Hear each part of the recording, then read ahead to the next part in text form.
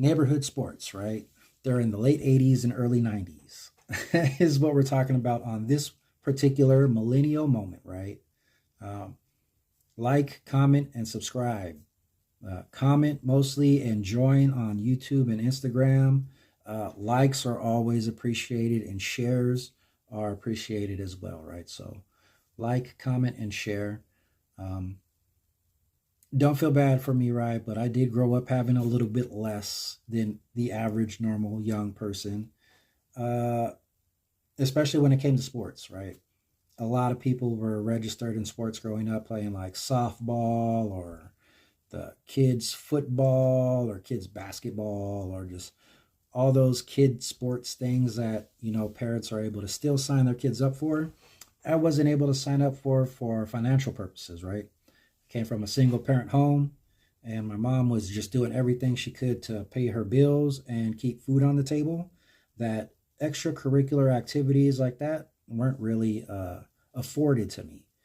She did try, though. I give my mom all the credit in the world. She signed me up for a karate class as a kid, and that was fun. I learned a little bit of discipline and had the gi, right? But I kicked the kid in the nose and broke his nose, and I stopped going after that. So that was pretty much the end of my extracurricular activities after school as far as sports go financially. But I did find ways to still have fun, right? And I don't know, growing up for me, it was a little bit different because a lot of the sports that I ended up playing were just like sports in the neighborhood, right? Like some people enrolled in football, like pee wee football. I was playing football in the streets.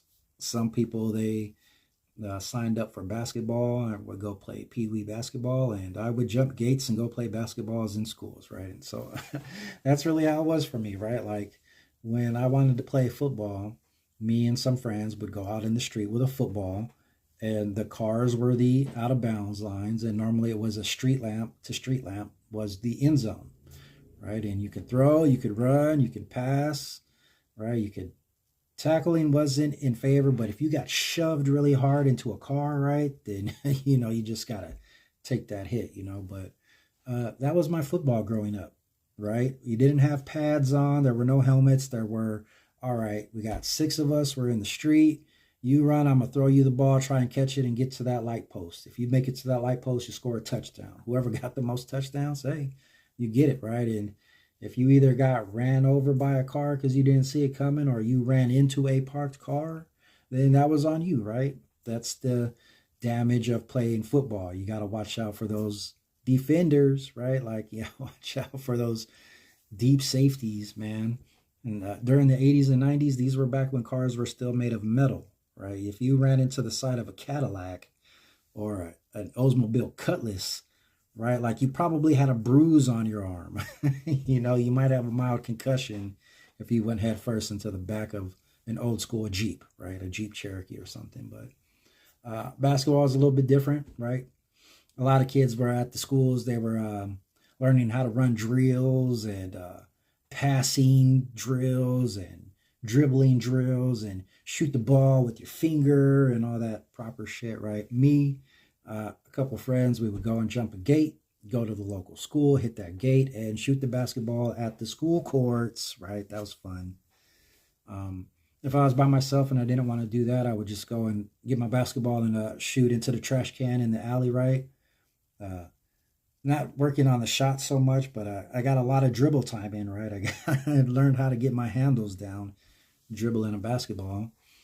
And that's how sports were for me growing up. Like, and I'm sure probably for a lot of us who were born in the late 80s, early 80s, early 90s, right? You spent a lot of time outdoors.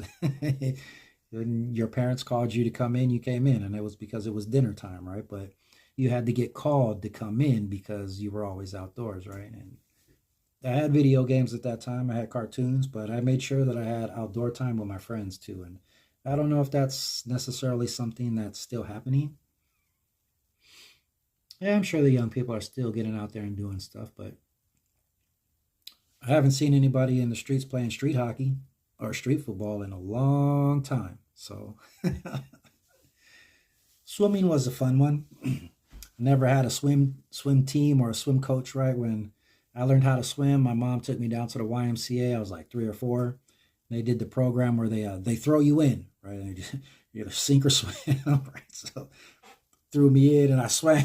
I learned how to swim that day, right? So, but if I wanted to go swimming after that, though, as like a young kid in like the late '80s, early '90s, the only way, unless I were able to go to a friend's house, I would have to. I would lived in Rialto in California at the time, and there was a high school called Eisenhower High School. I think it was like off a baseline or something like that. And we would climb that gate and we would jump in the swimming pools there. They had a big Olympic-sized swimming pool. They had the big high dive. Uh, the diving board for the high dive was about as high as the gate was that we had to climb over to get in there to begin with. So that was fun. It was the first time I ever went off a super high dive. First time I ever dove into a pool off of a high dive. A deep pool that went 12 feet, not 8 feet, right? That was kind of crazy. But the craziest thing is the fact that we never got caught by security, right?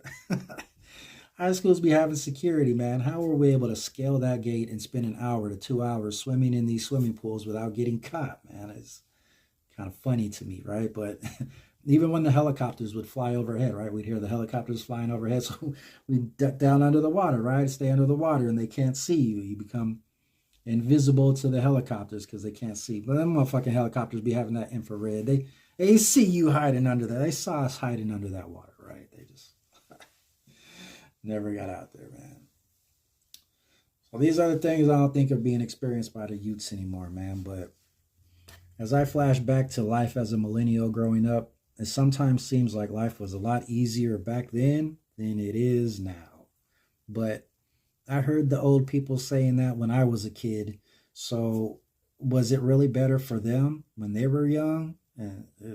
Or is it going to be the same 50 years from now where you Gen A's or what is it, Gen Z's and Alphas, right? Or our age, your OG Gen Z's and baby OG Alphas, right? And y'all gonna be my age and talking the same shit like, oh, our generation is the best generation. We had to have regular internet.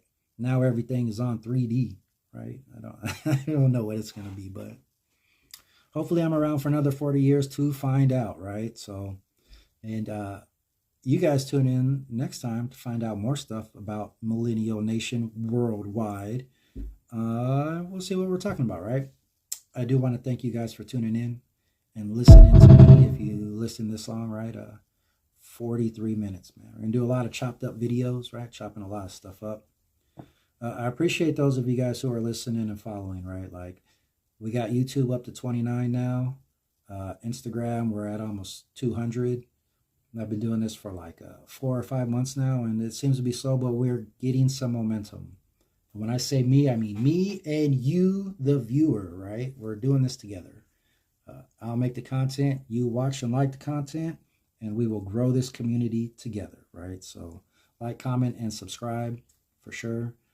I, the OG Millennial, thank you for listening and listening to me get up here and talk about bullshit sports stuff, wrestling stuff, even sometimes news stuff. But we're going to flash back, y'all. We're going to keep it all in the family, too. That Millennial Nation worldwide family, man. All right. Y'all have a good one and be safe. Be safe.